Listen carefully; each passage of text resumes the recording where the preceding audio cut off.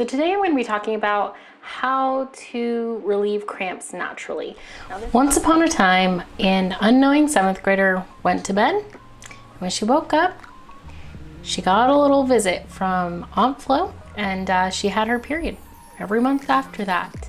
And that little girl eventually grew up to be me. And so I used to get really bad cramps that I would say were probably moderate. They weren't probably as bad as some other people's cramps, but I didn't really know what to do. The only resource that I was aware of until I was probably about 18 or 19 was ibuprofen, and that's not really that natural, and to be taking that all the time really can affect our health. So in general, it's something that we don't want to take on a very regular basis. So today I'm going to be talking about how to relieve cramps naturally. Now, this is something that I learned when I was 18, when I was working as the assistant chef in a health organization. I've worked with a naturopathic doctor for the last 11 or 12 years, and I've learned some of these things from her and also from just working in that organization that was health and nutrition focused. So I'm going to give you some practical tools and explain a little bit of how they're going to work in our body. So the first thing that I learned when I was working in the kitchen, I'd come into the kitchen one day, and it was pretty early on when I had started at the health organization as the assistant chef, and the chef had asked me, you look like you might not be feeling so good. Are you okay? And I explained that I had had some cramps, and working in the kitchen, as some of you might know, is a physical job. So even if you're in pain, you have some achiness, you kind of usually just have to push through that.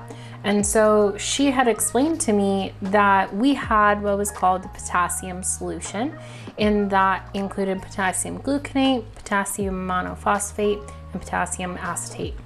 And this is a salt that's mixed into water, and it would be added to juices that we would be taking as staff to keep ourselves healthy. And so some of those things she taught me about potassium is that potassium can actually help with relieving menstrual cramps for a few different reasons. One, potassium can, it's a mineral that is used to regulate muscle contractions. Things like that can be used for actually when a surgeon stops a heart to do heart bypass or valve replacements and things like that. It's actually used to go in and stop the heart as well. And so we can use potassium as a nutrient in order to help calm down some of the contractions that are going on. And that specific salt was also combined with things that are going to be alkaline.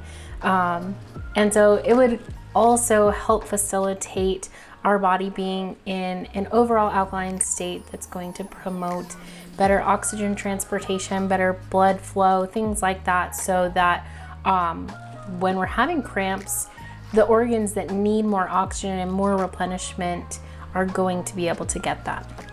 And then one of the other things that I have learned along the way is that reducing my sugar intake, being mindful of my salt intake, and having antioxidant rich foods that feed my digestive tract are really important.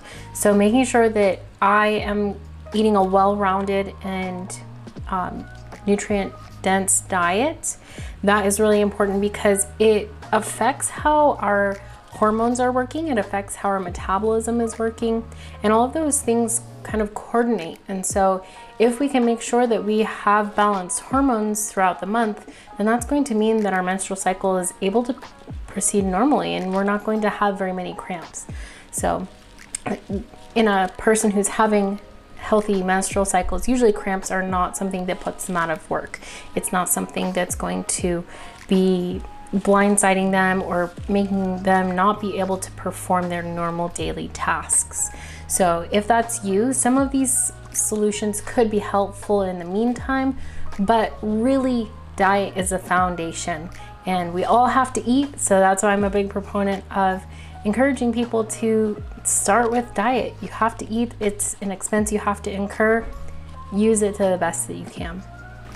Now, a few other tools that I personally have learned are helpful for me are things like B vitamins, magnesium, and vitamin C.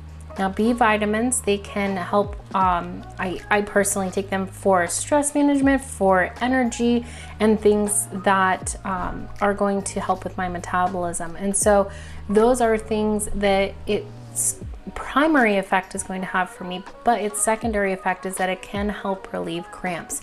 B vitamins in general, they're water soluble, so they end up being removed from our body rather quickly, and we use them in order to metabolize food. So we need them regularly. If we're not getting enough from our diet, then it can really help to support that. But for menstrual cramps, they are really integral in helping support our cardiovascular system and supporting our blood flow and making sure that blood flow can get where it needs to. So what can happen is when we have cramps, our uterus can cramp down, and when cramping occurs in a muscle or surrounding muscles and tissues, just like if you took a water balloon and you squeezed one end of it, all of the liquid's going to go to the other end. And so it's going to pull a lot of blood away from that organ. And so taking something that's going to help release and open up capillaries that are in that area is going to make sure that the muscle doesn't get blood flow cut off to some extent, even minor amounts. And that can result in pain when we don't have enough blood flow. So that's something that can be used. Magnesium, as I've talked about before, is a nutrient that's also really important in the regulation of muscle contractions. Magnesium and calcium help regulate this. And so magnesium can help with calming muscle contractions in general, making sure that we have ample enough amounts of that, so that, because magnesium is what tells our muscles to relax. Calcium contributes to its contraction, and we really don't have a mechanism in our body that our muscles relax without magnesium. So they just tighten. That's what muscle does. Muscle tissue it kind of cranks itself tight, and then it needs a signal to release. And then the last two things are some essential oils. And then we're going to talk about cyclical exercise as well. And so some of the essential oils that have been really helpful for immediate relief, these can be used topically with a carrier oil like coconut oil, sweet almond oil, things like that. So lavender, peppermint, and frankincense oil. All of these are going to be very relaxing. Frankincense oil also has analgesic properties to it. And so that can really help to provide some instantaneous pain relief. I personally don't use these all together. I use them one at a time. I think herbs can be pretty powerful just on their own.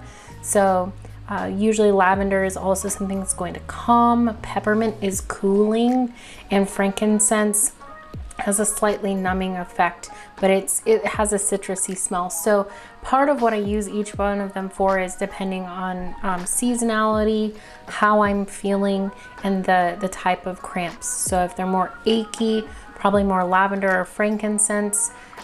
More contraction, or I feel like there needs to be something that's cooling to the pain, that would be peppermint. And now we're going to talk about cyclical exercise. Cyclical exercise is something that people might not think about. I know I didn't when I was younger. And when I would be on my menstrual cycle, I would be pushing just as hard in my dance classes and running as I was at any other point in the month. And if we do that, when our hormones are at their lowest during our menstrual cycle, I'll link my menstrual cycle phase 1 video below so you can watch that. It talks about the hormones in this phase, but we have really low estrogen, and estrogen is something that allows our immune system to be a little more heightened, and that is for us to carry a baby in our body, to prevent from infections and things like that. But it also is going to help our body in recovery. So that's going to happen more during ovulation in our second and third week of our menstrual phase, rather than right when we're menstruating. So focusing on more recovery, taking time to stretch and have a little less high impact and cardiovascular pushing exercise. So it's not the time to do your long run. It's not the time to necessarily, if you can help it, do the maximum of your dance routine. That is really a time for recovery.